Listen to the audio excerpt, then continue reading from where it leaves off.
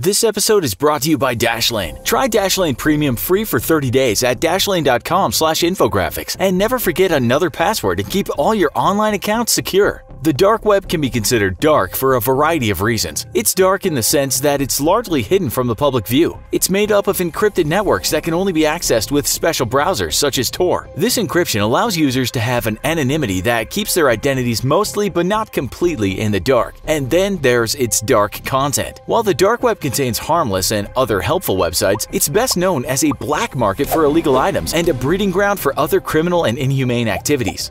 We'll present 5 strange stories from this part of the internet in today's episode of the Infographics Show. Most bizarre dark web stories.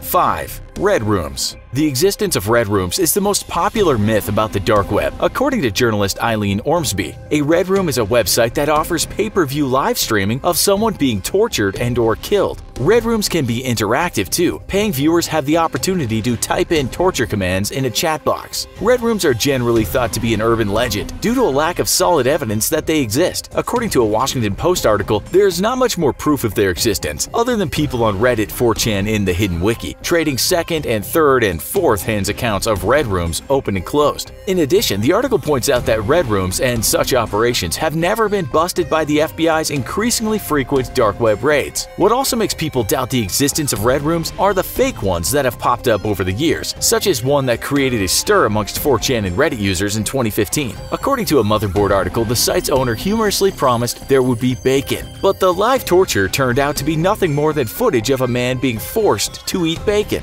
4. The Human Experiment. A bizarre dark web website that seems like an urban legend is called The Human Experiment. The website presents the chilling story of what these experiments involve. Test subjects, who are usually homeless people that are unregistered citizens, are taken to one of 4 warehouses where doctors and medical students perform brutal and unethical experiments, such as vivisection, sterilization, and drug trials. There are even tests for neonate and infant tolerances to X-rays, heat, and pressure. The test subjects usually don't live very long, and the website goes into gruesome detail about what happens to them after they die from the experiments. The bodies of the dead are dissected and then disposed of in dumpsters and meat shops, where their bodies will not be found. The Thought Catalog cautions that we may never know whether the human experiment is real or just an elaborate hoax. 3. Cannibal Victim Ad. In 2018, a 21-year-old Texas man named Alexander Nathan Barter went on the dark web on a horrifying mission. His plan was to find a young girl he could rape, kill, and eat. According to a Daily Mail article, he allegedly wrote a dark web posting for anyone willing to let him eat a young girl and then have sex with the corpse. Instead of finding a victim, however, he caught the attention of an undercover agent. The agent pretended to be a parent, willing to offer up his daughter to him. Barter and the agent set up a meeting via email. Authorities were able to trace the dark web posting to Barter by subpoenaing subscriber information and IP logs, so they were able to arrest him outside of his home on the day of the meeting. He was found with a plastic trash bag and a knife. Barter was jailed and charged with several felonies, including criminal solicitation, attempted capital murder, conspiracy to commit capital murder, and attempted sexual performance of a child. 2. Churchman hires Hitman on dark web. A 44-year-old Minnesota man named Stephen Alwine wanted his wife Amy dead. In February 2016, he attempted to hire someone to kill her on the dark web, choosing Bessa Mafia for the job.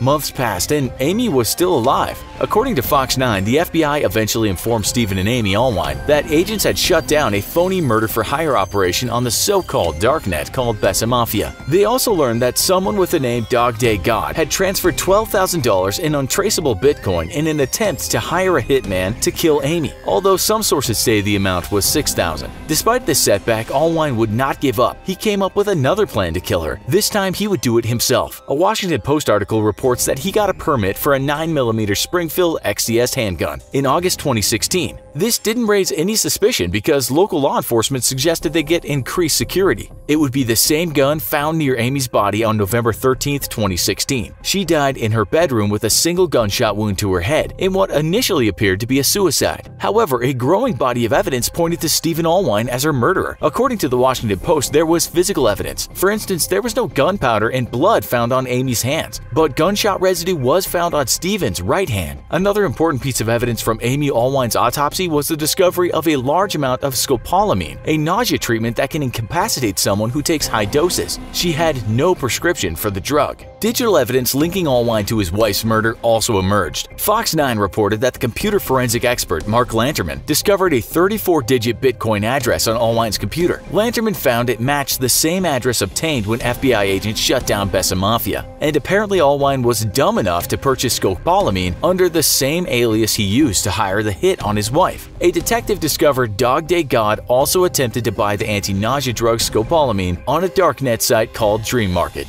In February 2018, Allwine was found guilty of his wife's murder and sentenced to life in prison, without the possibility of parole for his crime. Some of the circumstances leading Allwine to kill his wife are just as bizarre as the killing itself. Before the murder, Allwine was a church elder at the United Church of God in Cottage Grove, Minnesota. One of its church duties included acting as a marriage counselor to troubled couples in his congregation. After learning about the infamous adultery website Ashley Madison from his marriage counseling sessions, he ironically began using the service himself. According to the Washington Post, he allegedly had affairs with at least 2 women he met on the site. He wanted to end his marriage, but he had a high position in a conservative church that looked down upon divorce. In his twisted mind, killing Amy seemed to be the best solution to his problem. 1. Sad Satan. Sad Satan is a video game that was supposedly discovered on the dark web in 2015. One horror news website called The 13th Floor describes it as a weird, semi-abstract horror game made up of black and white visuals, obscure ghost children, and a soundtrack of famous serial killers like John Wayne Gacy and Charles Manson. It also features disturbing images such as satanic and Nazi imagery and creepy backwards speech and music. Oddly enough, there seems to be a message about child abuse in the game. The children are the one who abuse the player in Sad Satan. According to TV Tropes, they eventually follow him and harm the player in some versions of the game, leading to the player's demise. Sad Satan may seem like an aimless and badly made walkthrough game, but it's far from harmless. The game was featured on a YouTube channel called Obscure Horror Corner, or OHC. The owner of OHC told gaming website Kotaku that he downloaded it from an Onion site on the recommendation of a subscriber, but OHC's owner eventually had to delete the game because it came with a file that freaked him out. According to TV Tropes, OHC's owner also eventually admitted that he posted the wrong link to the game on his YouTube channel after he discovered the game contained illegal images of minors and actual snuff that he did not want to spread on the internet. Different versions of the game have been made over the years. There are some clean clones, but others are not. Besides graphic and horrific content, TV Trope states that some versions of the game are downright dangerous to play because they mangle your computer. There's been a lot of speculation about why the game was made. The 13th Floor states that some people believe it's a sting from police or a recruiting tool for cults. One news website presents the possibility that the game might have been the starting point for an alternate reality game or part of some narrative project or viral marketing scheme. According to TV Tropes, another theory is that the game was part of a publicity stunt to popularize OHC. We may never know if this theory is accurate. While the game has remained in the spotlight, OHC's owner has disappeared along with the original version of the game.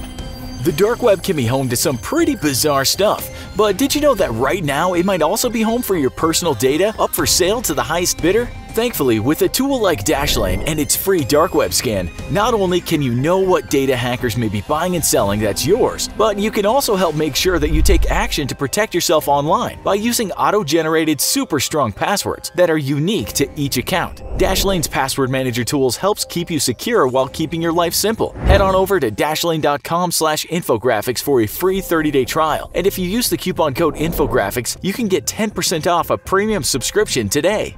Do you know of a bizarre dark web story that we missed? Let us know in the comments. Also, be sure to check out our other video called How to Access the Dark Web. Thanks for watching, and as always, don't forget to like, share, and subscribe. We'll see you next time.